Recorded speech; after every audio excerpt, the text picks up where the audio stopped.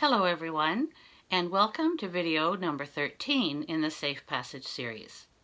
I'd like to start today with a reading from Khalil Gibran. I actually intended to include this in last week's video, but I noticed that it was going on a bit long, and I'm very aware that all my listeners have very busy lives and can't spend all day listening to me. So I try to keep them between 15 to 20 minutes because I think that's an interval of time that's consistent with a meditation. And I hope that my voice can help you to relax and that my ideas shared actually do help you to meditate, to reflect on your own experiences of life. So in 1923, this book by Gibran, which has become considered his classic, called The Prophet, was published in the United States, where Gibran had moved from Lebanon.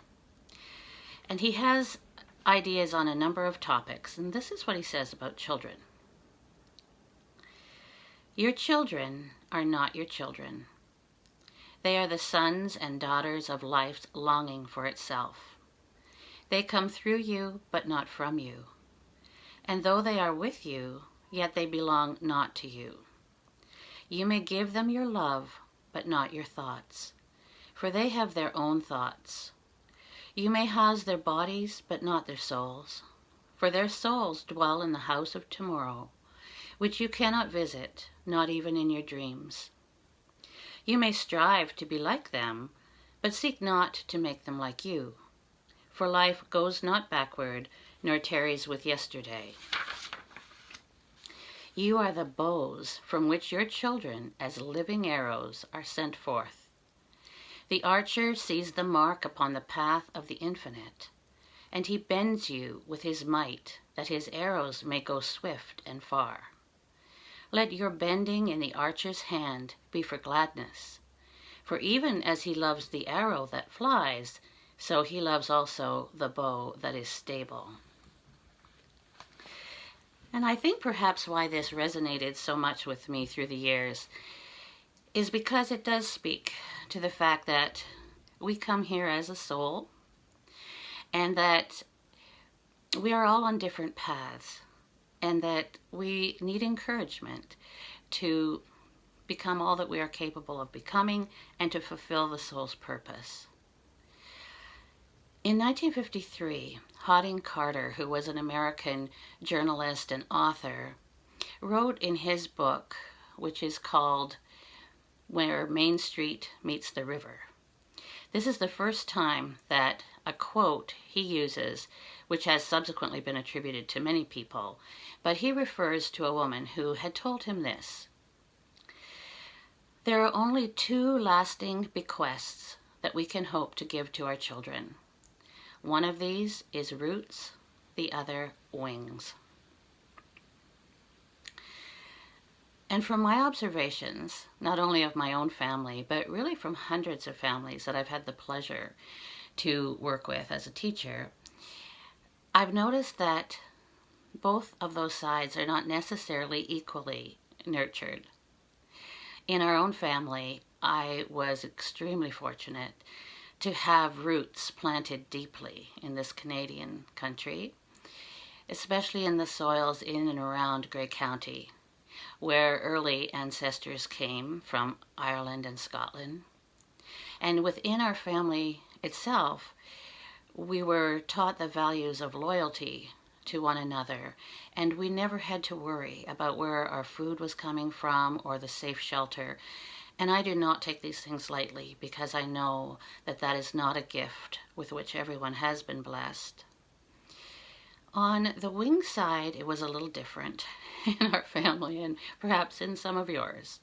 Our wings were kept pretty close to our bodies, but I do understand that that came from a place of love, a desire to simply protect us and shelter us from risks that could be inevitably disastrous, as some risks are. But I think if we are ever to fulfill our true potential, we do need to be prepared to take some risks. When I think of my great-great-grandmother on my mother's paternal side, she came from Ireland as a result of the potato famine, which I suspect some of you also have that lineage. Her husband had died in Ireland, and she came with 9 children on a boat to a strange country. So that took quite a bit of risk. And I think no matter where your background is, you will find stories of individuals who are willing to risk everything for a chance for a better life. And I think too in our family that we had a situation where risk was often considered to be ultimately not in our best interests. But how I think the universe works is that if you really do move towards trying to discover your soul's purpose, Providence intervenes, like that beautiful line in the hymn, "All that thou needest, thy hand hath provided. Great is thy faithfulness, Lord, unto me." And I think it's very true that it takes a community to raise a child, and that we can't expect to have all our needs met within one insular family. So I think that people are put into our paths that are designed to help us. I know I referred last week to a woman who gave me a new perspective on my father. Her name is Carol Matthews. And by sharing one of her gifts, she was able to help me to really understand that where my father's soul now resides, he is truly behind me and very supportive. And I found that kind of thinking to be very healing. And it helped me to have more confidence, to spread my wings, and to fulfill what I think I have known since I was a child. And I think often children come with a true sense of their soul's purpose, because maybe we are, at that point, much more connected to the spiritual realm from which we came. So we're fortunate in life that there will be people and situations in our path to help us with that development. I know for many of us that support comes from teachers. And I just want to take a moment to really acknowledge how the teachers in this pandemic have done such an amazing job. Their position, their plans, their curriculum has been turned upside down by the need to try to do everything online. And kudos to them, really. I mean, that I can't even imagine, really, the stress that puts on the teachers and also on the parents. I think it's just wonderful how parents have worked collaboratively with the teachers to try to ensure that learning continues. And to the students themselves, for being so flexible, cooperative, you really have pulled together in this whole idea of education.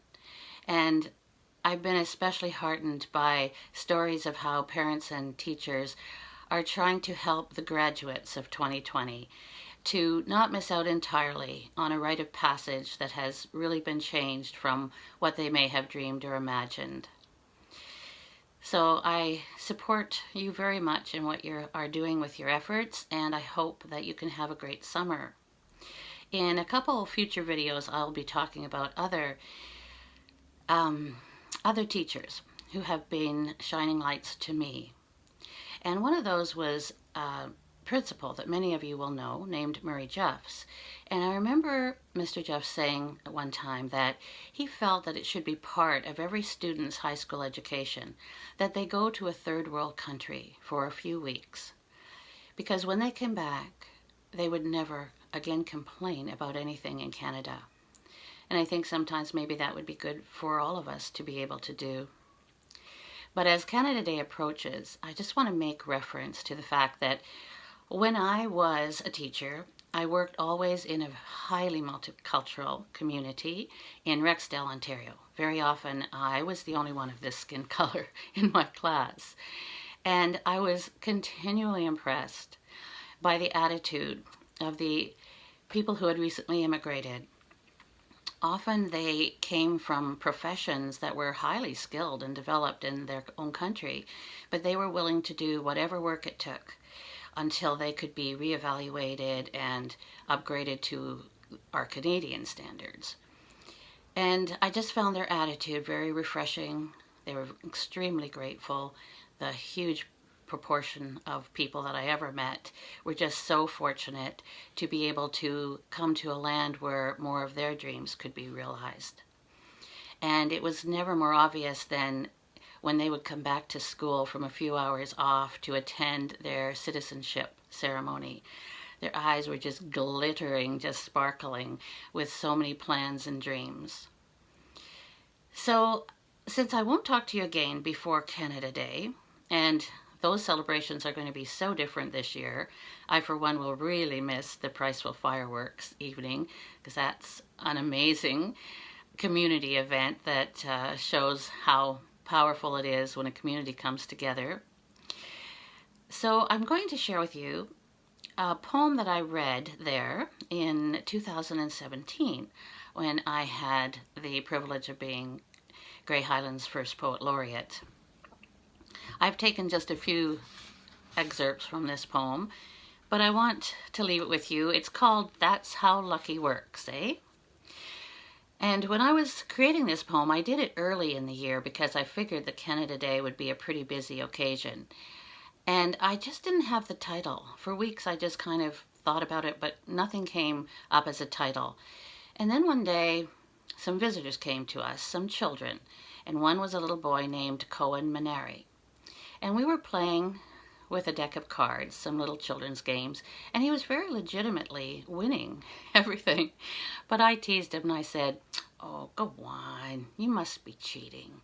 And he just looked at me thoughtfully and shook his head and shrugged his shoulders and said, "That's how lucky works." So I knew immediately I had the title for this because we are so, so lucky to live in Canada. That's how lucky works, eh?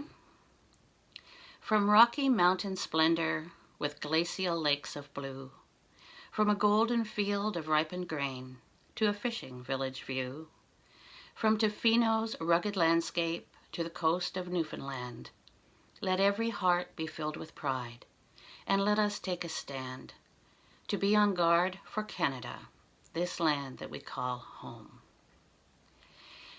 If our passports read Canadian, let's never take in vain the benefits that come to us in this dear country's name. If you arrived as an immigrant or by the status of your birth, our lives are joined together now, residing on this earth.